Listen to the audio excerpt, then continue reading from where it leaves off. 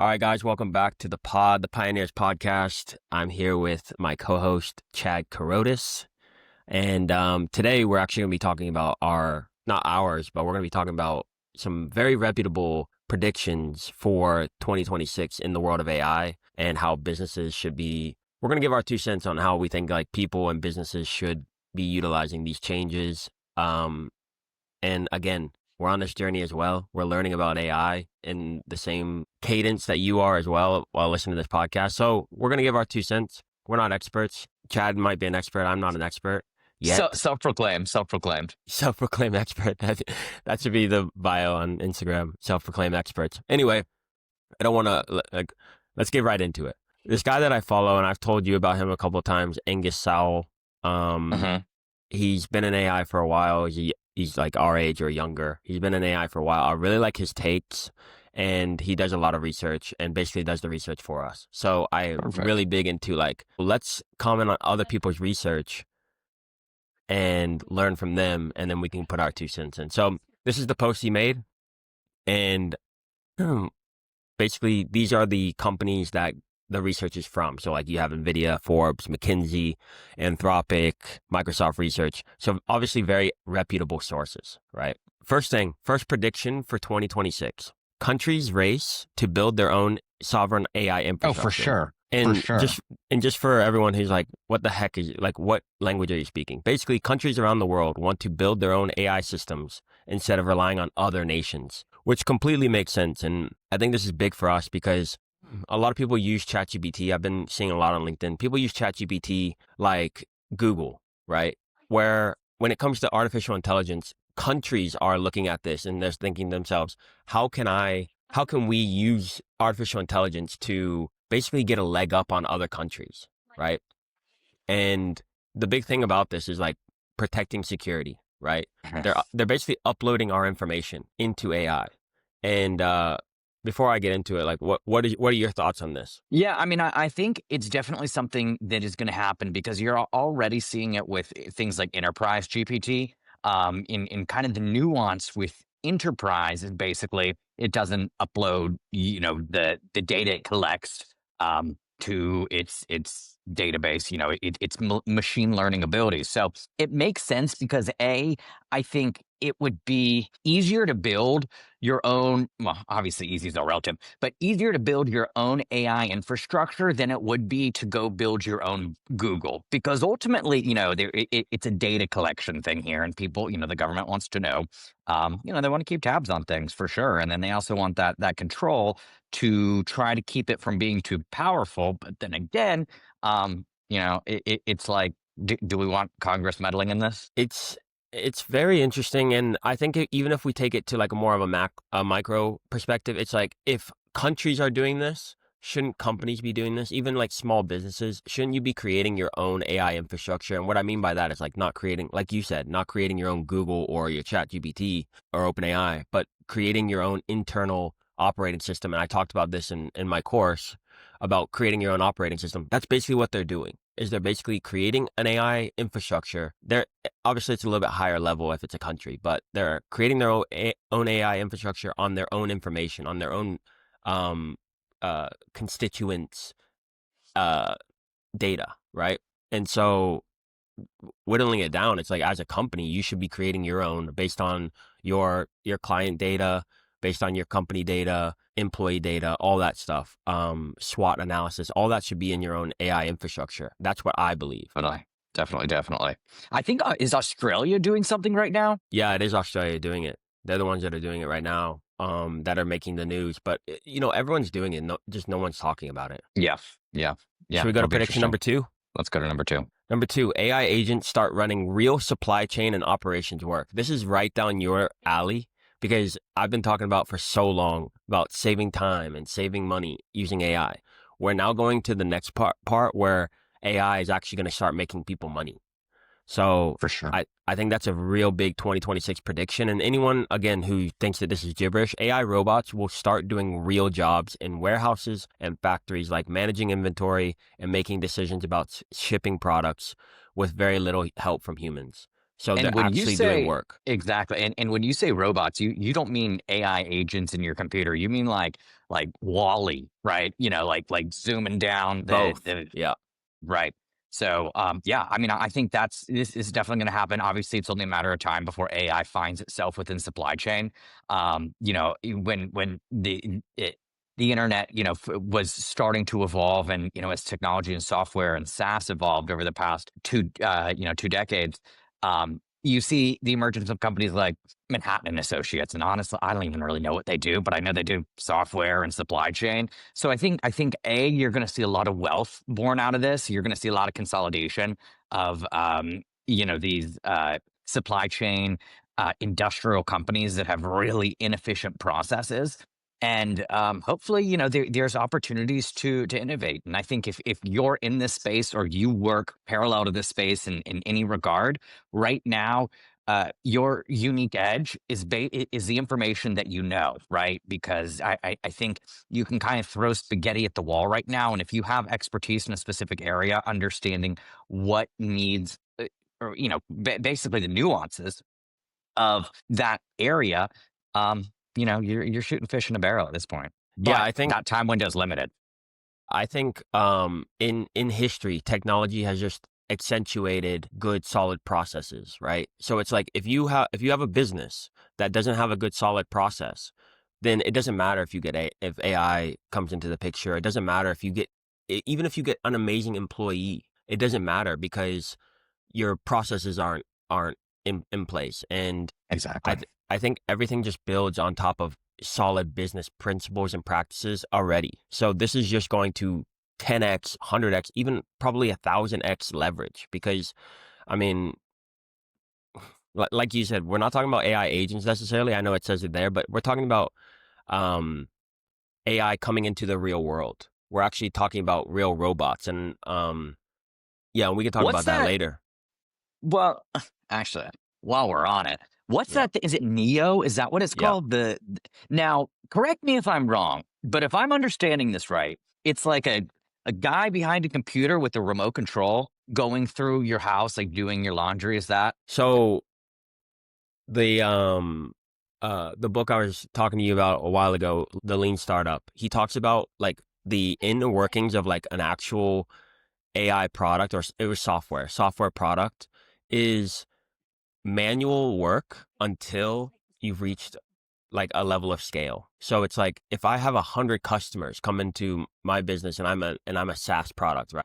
You think you're using the software, but it's someone behind it doing the work, right? Until it gets to a point that everything could be basically I see what you're saying. fully software, right? That's what they're doing. Yeah. Okay. I see the analogy. Obviously, now with software, I don't think you really have to do that because you just No. vibe code and MVP, which is cool. So I think that'll definitely show how these autonomous robots will evolve, and it'll be interesting to see. I was surprised with the relative affordability. I think it was like 30 grand, maybe, Yeah. which obviously is expensive, but if you think about it, what you pay for, whether it's your time of cooking, cleaning, or if you Yeah. hire someone to do, outsource any of that, that part of the process. I think, I don't know. It'll be interesting to see how that evolves. Yeah. I mean, it like you said, it's interesting to see how it evolves. I think all of this is a test to see how AI can be integrated into real life. And they're starting with the most basic possible processes, right? Yeah. Folding clothes, cleaning the bathroom, cooking. Like they're doing that. And then it's going to go to the next level where it's like, well, how do they like, interact in like a networking setting? Like, how do you interact? Because that's way more difficult than folding clothes. And they're taking, Right. they're still trying to figure out how to fold clothes. But you can see the trajectory. You can see where it's going. Definitely. Definitely. Prediction number 3. Let's go. AI budgets shift from cost cutting to new revenue and innovation. This is actually what I was Hmm. referencing. We'll just continue that. But companies will stop using AI just to save money and cut costs. Instead, they'll use it to make new products, earn more money, and completely change how they do business. This I is don't exactly think what we were this just is, talking about. yeah. And honestly, I don't, so we're in Northeast Florida in Jacksonville, which is basically, South Georgia. And a lot of these businesses down here, they operate different than a business would in Silicon Valley, for example. So I think if we can see in 2026 businesses, local businesses start to use AI to reduce money, save costs. I think maybe in 2027, 2028, we'll start seeing this. But I think this one, in my opinion, is a little premature. It's interesting you say that though, because like the growth has been insane. Like, the level of, let's say beginning of 2025, the the growth from just simply being like ChatGPT, like ask it questions, to now like Claude Skills Yeah, and Nano Banana Pro. Like I just used it this morning, like insane. Which we're gonna get to here in a couple more predictions, but the level that we've gone from in a year, and that's just gonna compound because we're already building on like a higher level. And so I see this happening next year, especially with like, the bigger enterprises, and it could be quicker than we think, is all I'm saying. yeah, yeah. And I don't think it's going to be. I'm not saying it's not going to happen. I'm Right. just saying the widespread adoption of it. I think we're not there yet, but we'll see. Yeah, I always think it trickles down. I think it trickles down from the big companies to obviously the smaller companies. And so it's like, if Google or, OpenAI, like they actually create, something that is actually going to make money. Like, I mean, AI agents could technically make you money, but you have to set it up, you have to onboard it and all that stuff. So maybe it comes, with Claude Skills, I'm telling you, Claude Skills has been insane. From Claude literally like 2 weeks ago, well, a month ago, to now, the amount that it can do. Like I showed you the spreadsheets and the content and all that stuff. And then when you have Nano Banana Pro and you can use both of those together, it's insane what it's already doing. And then it's just like, well, can it, basically, can it work with other LLMs? Can it work with other AI products? And if it can, then it's like you have a whole team ready to go. Right. Prediction number 4: over 40% of agentic AI projects fail. That's pretty, like like, obviously, I think that's an obvious thing. I mean, I think that's a low number. It'll probably, but I guess agentic AI. I don't know. That's a weird prediction. I don't like that one. Even though companies are excited about AI agents, more than 40% of these projects will fail because they're harder to build and use than expected, and they won't Oh, for always sure. work reliable. Well, it's twofold, right? Because not only do you have to build it, but then you have to gently force the mass adoption of it. So you have to tell your customers, "Hey, use this." And depending on what industry you're in, you'll have more friction in some industries over others because obviously, you had talked about earlier about company size. I think that's a factor, but I also think it's going to be in industries too, because technology evolves a lot faster than something like manufacturing.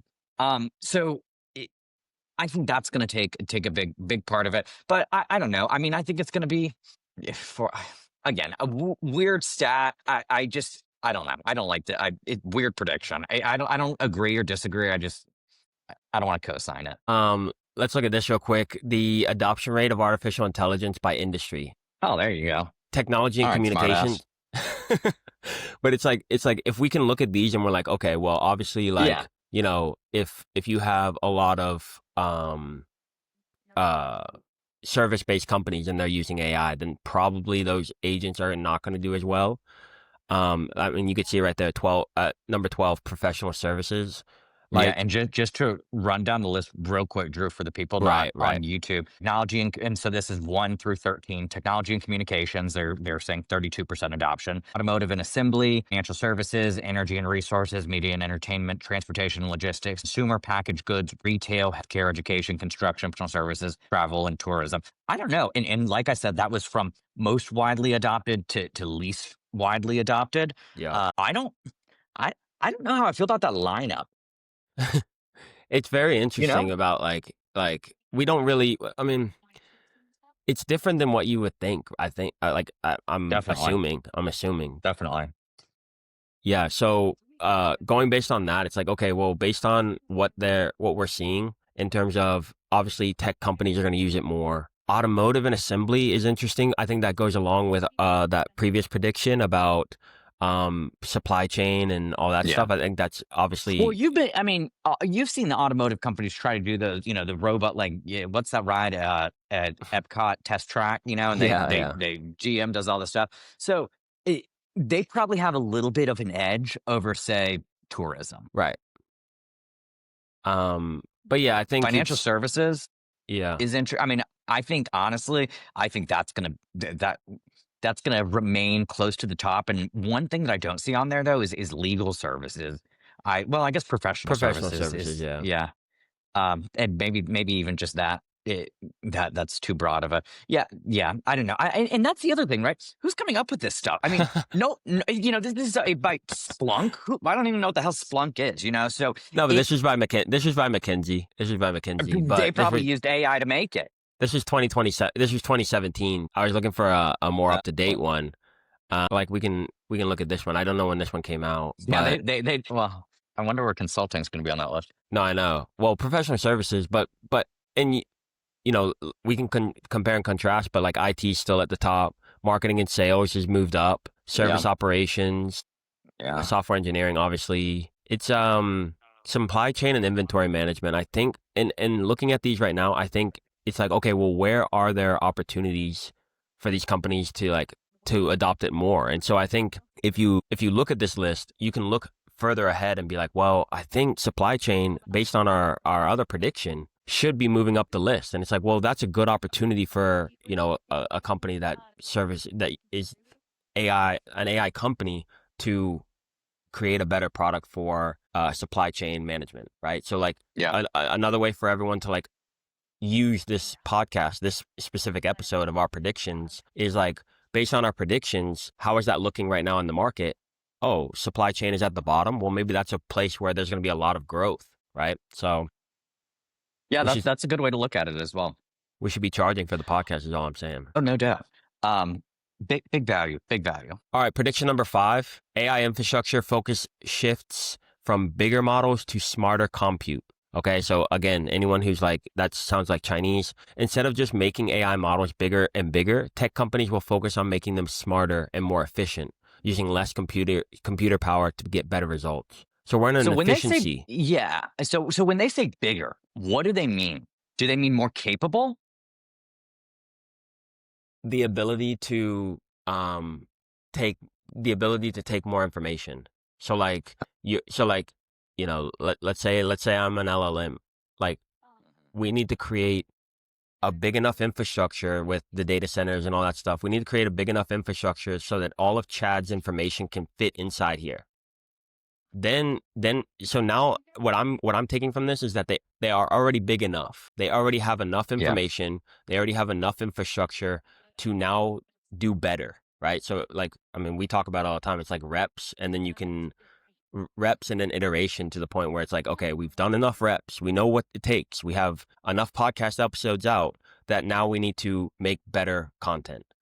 And it's the right, same with AI, with the infrastructure and the bigger models into the smarter models. It's like, all right, we're big enough. We have enough information. Let's make sure that we are creating the highest possible value with the information we already have, like Claude skills. Like Claude has enough information to the point where it's like, now we can like create like real documents and real spreadsheets and real stuff. that's fine. But that's good. That's good to hear that we're making that shift, because I think a big problem, well, it's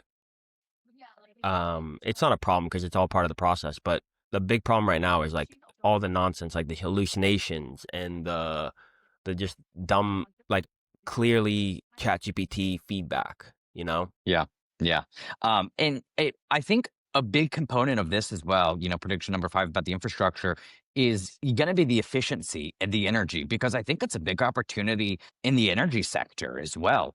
Because as this becomes more and more adopted, and obviously, we can sit here and debate about what industry is going to adopt it, but the overarching lesson or thesis of that is it will be adopted. So there's Mm. companies like Bloom Energy. I know they're publicly traded and they're doing some cool stuff. I think that's it's kind of like the gold rush idea, like sell tools to the Yeah. the pioneers. So yeah, we'll see. Prediction number 6, Anthropic goes public while OpenAI stays private. And for people who don't know, Anthropic is the one that created Claude, which they said, or it said perfectly right here. Oops. Anthropic, the company that made me, aka Claude, will become a public company that anyone can buy stock in, while OpenAI will stay private. OpenAI is ChatGPT for people who don't know, and this is So not this is not necessarily an AI play. This is more of a like what market play. It's like yeah, why it's like are they trying to are they and the reason that they made this prediction is because they started hiring more like publicly known executives, I guess. Yeah, and so people are like, well, are they making a move to go public? And so it's like, I haven't really figured out what the play is here, but I just think it's like a market share thing. I think that they're just trying to become, right now Google, and we'll talk about this in another podcast, but right now Google is dominating AI, in my opinion, when it comes to like uh, players on the chessboard. I think they are just for beautifully sure. positioned because, like you said previously, it's like they have all the information. They have the most amount of information of any company in the world, and it's like they can make That these moves. and they don't need the money because they just want the stickiness to be in their ecosystem and their environment. So not only do they have decades of Gmail data and Google searches and ads, etc., but they also bankroll. I mean, it's one of the most profitable companies, if not the most profitable company in history.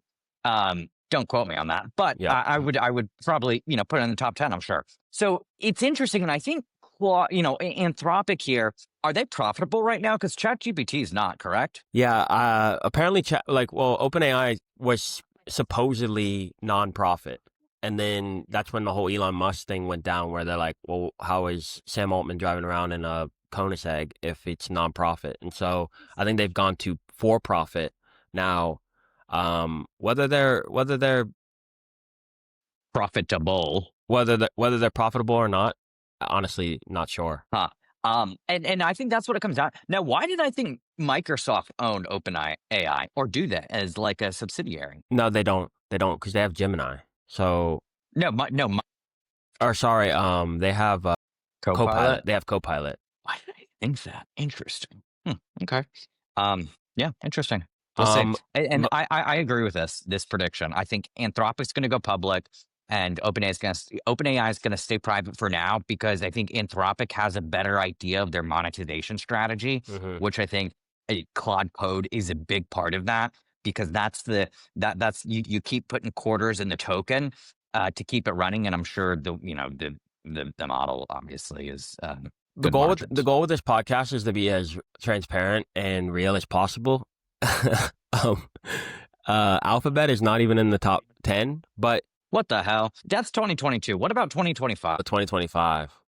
Yeah. Well, this is the most profitable companies up to that point. I could have sworn somewhere I saw Google made like $100 billion a year. There we go. Alphabet ranked number one. See, 120 yeah. No, billion net income. and that's the thing is like we're just we're learning as we go, and so But that Chad was right. that shows Alphabet's through. number one. Those are my favorite three words.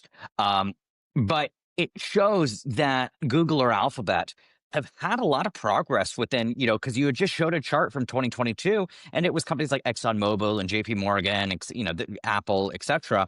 But now Alphabet is at the top. So I think they have plenty of breathing room, and we're really going to see that gravitate towards kind of floating up to being the top model, in my opinion. Yeah, I mean, it's just like we've been saying. They have the most amount of data. They don't need the money. And for me, it's just like it's their race to lose is basically what I'm looking at. Um, but yeah, should we What do you go mean? prediction? So, I mean, like we said, they are the 100-pound gorilla, Sure. and everyone else is sort of just like trying to gain market share, and all they have. I mean, and we'll talk about this in another pod because we can go through all their AI products because I don't think they're even being like they're not even being marketed the way that like OpenAI is and Anthropic, and but Google has like Nano Banana Pro is the best image generation AI at this point. Like it's insane. And it's free. Yeah, exactly. Um which brings me to prediction number 7. AI text to video tools reach real production quality. So anyone who doesn't understand, AI tools that turn text descriptions into videos will get so good that TV shows, movies, and ads will start using them to create professional quality content.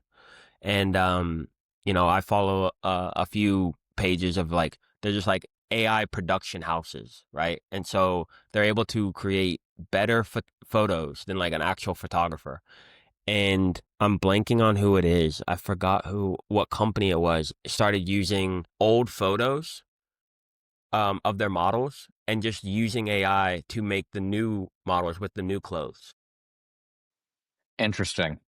And so we're seeing the future. Like we're like these are like little like nuggets and little tidbits, anecdotes, but it's going to be everywhere in the future in 2-3 years. Well, you're seeing. Well, okay. Other question: Are these predictions just for 2026 or like Yeah, loose? Okay, so for prediction number 7 of AI text to video tools reach production quality. We're already there with what is it called? Hey Gen. You're yeah. seeing the user generated content more and more, and I think when it comes more to like longer production, it's gonna evolve. I mean, I did a just for shits and gigs something on VO3, like a little Yep. movie trailer, and it was cool. I mean, it was about like 8 seconds, and it wanted me to upgrade or something, but it was ultra HD. Difficult. You could tell it was AI, but like by the end of the year next year, you're not gonna be. It's gonna be identical and seamless. Yeah, me personally, I'm actually very excited. And Nana Banana Pro again, I keep saying this and like we need to get like some sort of affiliate code, but for me, it's so like I mean Coke's doing this. Coke's doing this a lot. AI generated content and people are like, "Oh, it's AI generated whatever." Pretty soon you're not going to be able to tell. You're not going to be able to say anything about it because but they're at the cutting edge. They're at the front end of this where they're like, "We need to be putting these out." And they're putting them out. And I think that, and they're already good. I think we're spoiled in a way where it's like, oh, it's AI generated. It's like, yeah, it's AI generated. That's crazy, and you can see where this is going in the next literally like 12 months to 18 months. You won't know the difference. You will not know the difference. Right now, you can kind of be like, well, I kind of see whatever, but like you won't know the difference in 12 months. I guarantee you. Yeah, and I definitely have mixed feelings on that. What are your mixed feelings? Well, just like almost ethically or morally, I obviously 100% see the use cases and think it will and should be widely adapted. But I think it kind of starts to draw a line where it becomes deceiving. Like people think it's real. You're seeing it with the OnlyFans content, and I have Yep. no idea if those subscribers think that that model is a real person or not. And but instead he's like some dude in his mom's basement printing money on OnlyFans AI. But I don't know. It'll be interesting. It'll be interesting. Yeah, let me show you this real quick. Reuters basically, Zara turns to AI to generate fashion imagery using real life models. And Hmm. one of the things I want to, one of the things I want to post about this is that we're now getting into a place where models, like everyone, we'll use models as a case study here, but models are able to take one picture or do one photo shoot and get paid residual, right? So you can start saying every single time you use my photo, you pay me X Like amount, an and they don't NIL. have, and it's way better for the company because you only have to do one photo shoot. We pay 100K, we bring everyone in, we bring all the clothes, we bring everything, we get the pictures, we get a ton of photos, right? And now every time we every time we launch a new product, we can just throw it onto that model and we can change the way that they're standing and the way that they look and all these different things. We can zoom in, zoom out using AI, and it'll cost them $50,000 a year or $50,000, in the entirety for everything, not just one photo shoot, right? And so, of course, they're going to be willing to pay the model more to use their likeness, and we're Mhm. gonna have a situation where it's like a an artist, like a music artist. They put it on Spotify, and you're listening to it a billion times, and they're getting paid, right? Right. It's the same Same for idea. it's going to be the same for a model. You don't have to go to H&M every month to do a photo shoot anymore. You do it once and you get paid for the rest of your life off H&M. And H&M saves money because they don't have to do photo shoots every month, right? Exactly. And you can change the model to look, and we're already seeing it. And I know I'm going off on a tangent, but we're already seeing it with 11 Labs. 11 Yeah. Labs is licensing people's voice. So you can use my voice and you pay credits to 11 Labs, and 11 Labs pays me for my voice. Huh. So That's interesting. we're getting to a place where it's like you can make we're real passive income here, where it's like I go in, I take a photo, and I get paid for the rest of my life. That H&M Yeah. exists. Hmm. So I see what you're saying about the ethic part of it, but on the flip side, the The opportunity of it. Yeah. talent is getting paid way more for doing less. Yeah. Hmm. And they can obviously make money, not swap money for time, and start to kind of stack those residuals, which obviously you see like Hollywood actors do. Right. Just Exactly. live off the residual check. So Or even like voice actors. It's like instead of Tom Hanks getting into the studio for 2 days straight and reading a book, no, 11 Labs. I pay for Tom Hanks's voice. I use it on my book. Boom. Now, yeah, so it's like what passive income is going to be a real thing here. Obviously, it's like, oh, it's not passive. He had to spend 2 days. Okay, he had to spend 2 days and he read 38 books. Like it's right. the leverage is insane. Prediction number 8, enterprise AI pricing shifts from seats to usage base. I Companies think so. will stop charging a fixed price per person using AI software. Instead, they'll charge based on how much you actually use it, like paying for electricity or water. AI is Right. going to be literally like electricity and water. Yeah. Yeah. And this one makes sense because any organization, you're not going to have 100% adoption and usage. So if you have someone who, maybe never or has no intention to use these, whatever AI products or suite the enterprise is paying for, it doesn't make sense for them to, pay obviously for that seat. So I think it's just going to become a more efficient pricing model, and it's going to help, balance the market in this, I suppose. Yeah, I think it makes sense, but I really like the analogy of electricity and water. It's like Yeah. you don't pay a monthly fee for your water. You pay based on how much you use it. Oh, we weren't in town this week. Okay, we didn't use it. And it's a way. I think the key word for 2026 is efficiency in AI. AI is just gonna be more efficient. It's at this point it's like, oh, is it gonna be smarter or whatever? How much smarter do you need it to be? Exactly. For what most people are doing, it's like we need, and you got to look at both ends. So it's like the AI company wants more efficient models because they don't want to have all these massive data centers, but they have to, right? And so if someone can come up with an idea or a way to use less space with more output, aka the definition of efficiency, then you can save time, save money with higher output. Now on the other side for us, it's like, well, we actually want to use AI less, but we want to get the most out of it. And Who so does? the non-addicts.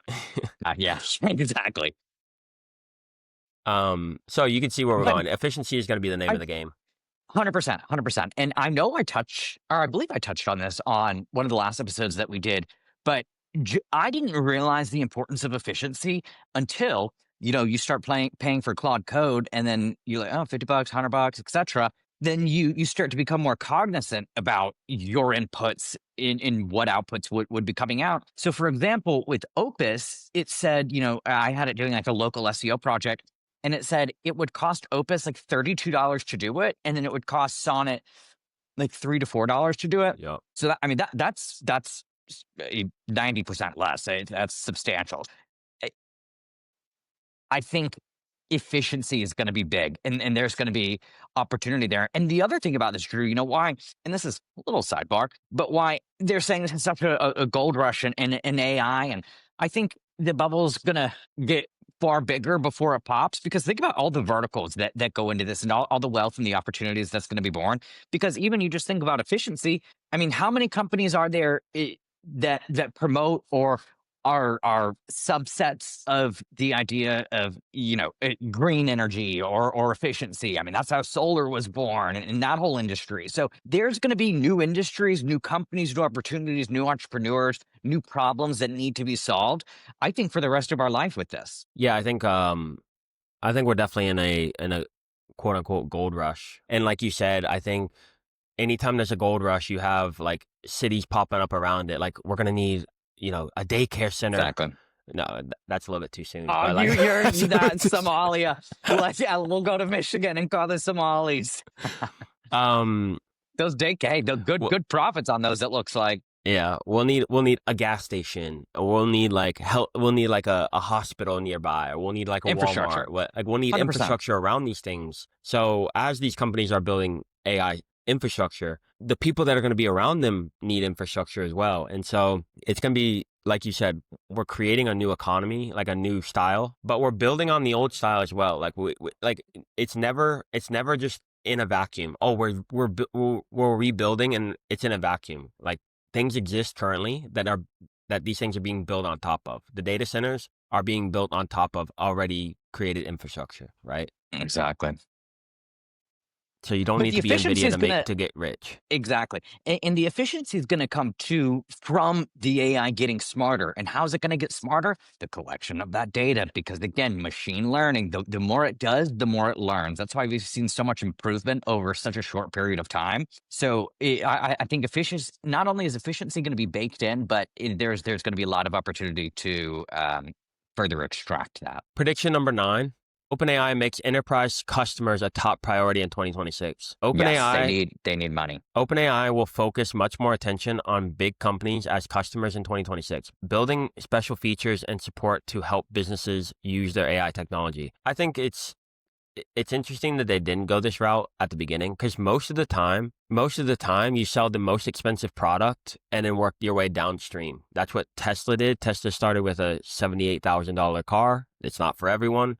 And then they work their way down to a $20,000 car, right? You want to get all the money up front and then you want to go downstream. It's interesting OpenAI didn't do that, but they're going to. And I think it works back to what you were saying about Google. Google is also doing the same model they're doing, but they don't need the money. They don't need the enterprise software necessarily. And so that's why everything that they have is free. Exactly. And Google's already has a strong foothold in enterprise software. So it's just going to be in additional featuring or offer. Like I know I have whatever G Suite or whatever it's called, and well, I'm certainly not an enterprise, but they're trickling in, kind of the upgrades and the prompts for Gemini and monetization. But yeah, to Drew's point, OpenAI needs money, and I think this is how they do it. Yeah, and so that's all the predictions. I think just to like tie a bow on it, I think it's very interesting what the landscape of AI. I think it's the more we talk about it and the more you guys listen to the podcast, the more you can sort of see the game being played and like at where things are going. We're steadily seeing where what companies are doing what companies are focusing on, and I think we should take that and say, okay, if they're focusing on big business now, it's probably in my best interest to sort of understand AI a little bit better, because if it, like we said at the beginning, it all trickles down from big business. So if Google and OpenAI and McKinsey and all these different people, all these different companies are taking this seriously, and I'm not, then they're saving. I mean, they're already way richer than us, way wealthier than us. So they could crush us in 2 seconds. But if I can use AI to save money and now make money, then I definitely need to do that, right? It's that simple. So as we scout out the landscape of this expedition, it's imperative that you guys take what we're saying. We have the playbooks on our website right now. It's thestackflow.com. Our playbooks are there. Check them out. Chad has a course out now. I have a course out now here on YouTube, completely free. Check those out. We're going to be adding to them weekly so that we can get ourselves, but also you guys, up to speed on what all this is. Chad, any final words? No. Obviously, a lot of opportunity. I'm very excited for 2026. And honestly, I'm very excited to be a 28-year-old in this time of technology and opportunity. 28-year-old expert. Again, self-proclaimed. However, if you do need a chief AI officer, I'm sure we can talk. We need a chief AI officer for the podcast is what we need. Well, yeah, that one's gonna have to be pro bono. All right. Thank you guys. Make sure you guys like, share, and subscribe. And of course, as you guys know, if you share it with one person, we double in size. And our only goal is to double every single episode. And I don't know if we're doing that. We're probably not doing that. But at some point, we will do that. And that's just an upward trajectory that I'm looking forward to being a part of.